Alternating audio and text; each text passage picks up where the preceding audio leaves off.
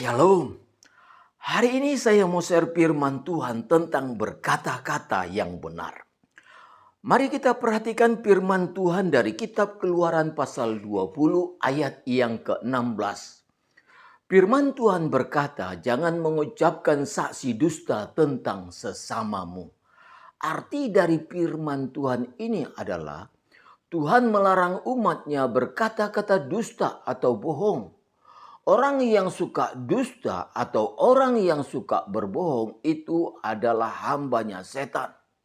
Makanya firman Tuhan dalam Injil Yohanes pasal 8 ayat 44b, firman Tuhan berkata setan adalah pendusta dan bapa segala dusta.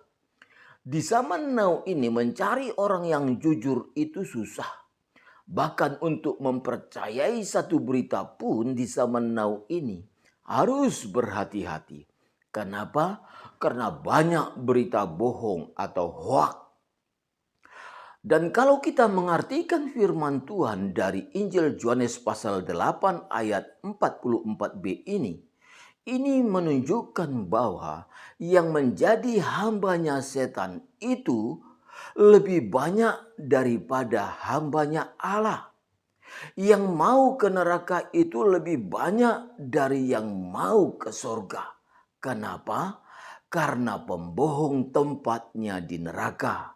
Dalilnya Wahyu pasal 21 ayat yang 8. Orang Kristen harus memperhatikan firman Tuhan ini dengan serius. Jangan kita menjadi Kristen yang abu-abu. Jangan kita mau ke surga tapi masih suka dengan dosa. Kalau kita mau ke surga, kita harus benci dengan dosa. Sebab ajaran iman Kristen tidak boleh berbohong. Bohong itu dosa. Orang Kristen harus menjadi terang dalam dunia yang gelap. Kalau orang Kristen ikut-ikutan juga berbohong, berarti kita sama saja dengan mereka yang tidak mengenal Allah. Saya bersyukur kepada Tuhan, di zaman now seperti sekarang ini, ada orang Kristen yang berani berkata jujur seperti Edis TV. Edis TV menunjukkan kepada dunia berani karena benar. Saya melihat setiap kali Edis TV berdebat, beliau selalu berkata-kata yang benar, dilengkapi dengan data dan dalil yang lengkap. Beliau tidak pernah berbohong. Bahkan beliau berani menjamin kata-kata yang diucapkannya benar, tidak bohong dan tidak ada fitnah.